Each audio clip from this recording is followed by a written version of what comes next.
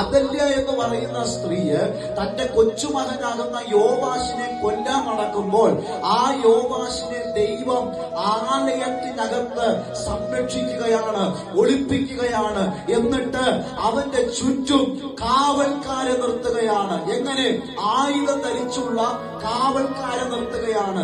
എന്നിട്ട് ആ സന്തതിയുടെ മേല് ഹല്ലേലൂയ കിരീടം ധരിപ്പിക്കുകയാണ്, സാക്ഷ്യവചനം കൊടുക്കുകയാണ്, അഭിഷേകം പകരുകയാണ്. ഇത്രയും കാര്യം ദൈവം ചെയ്തു കഴിയുമ്പോൾ ഹല്ലേലൂയ 14-ാമത്തെ വാക്യം നിങ്ങൾ ശ്രദ്ധിക്കുക. അതല്യ അത് കണ്ടിട്ട്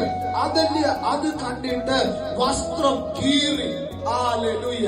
അതല്യ അത് കണ്ടിട്ട് വസ്ത്രം കീറി. ഇതിനകത്ത് ദൂതുണ്ട്. നമ്മുടെ മേൽ അഭിഷേകം വന്ന് വീഴുമ്പോൾ, നമ്മുടെ മേൽ നിയോഗം വന്ന് വീഴുമ്പോൾ, നമ്മുടെ മേൽ ദൈവത്തിന്റെ പദ്ധതികൾ വെളിപ്പെടുമ്പോൾ, ഹല്ലേലൂയ ഹല്ലേലൂയ, നമ്മുടെ മേൽ അധികാരം വന്ന് വീഴുമ്പോൾ സംഭവിക്കുന്നത് എന്താണ്?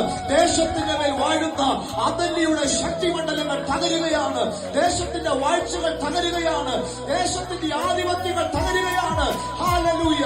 യോവാശിന്റെ തലയിൽ കിരീടം വന്നപ്പോൾ, യോവാശിന്റെ കരത്തിൽ സാക്ഷ്യവചനം വന്നപ്പോൾ, യോവാശിന്റെ മേൽ അഭിഷേകം വന്നപ്പോൾ സംഭവിച്ചത് അതല്യ എന്ന് പറയുന്ന സ്ത്രീ വസ്ത്രം കീറിയതുപോലെ ഇന്ന് നമ്മൾ പരിശുദ്ധാത്മാവ് പറയുന്നു, ദേശത്തിന്റെ മേൽ വാഴുന്ന ശക്തിയുടെ മണ്ഡലങ്ങൾ തകരണമെങ്കിൽ, ഹല്ലേലൂയ, പരാജയപ്പെടണമെങ്കിൽ, അവന്റെ ആധിപത്യങ്ങൾ കീറണമെങ്കിൽ നിങ്ങളുടെ മേൽ അഭിഷേകം വരണം, നിങ്ങളുടെ മേൽ നിയോഗം വരണം, നിങ്ങളുടെ മേൽ വചനം വരണം, നിങ്ങളുടെ മേൽ അധികാരം വരണം. അത് വന്നു കഴിയുമ്പോൾ സംഭവിക്കുന്നത്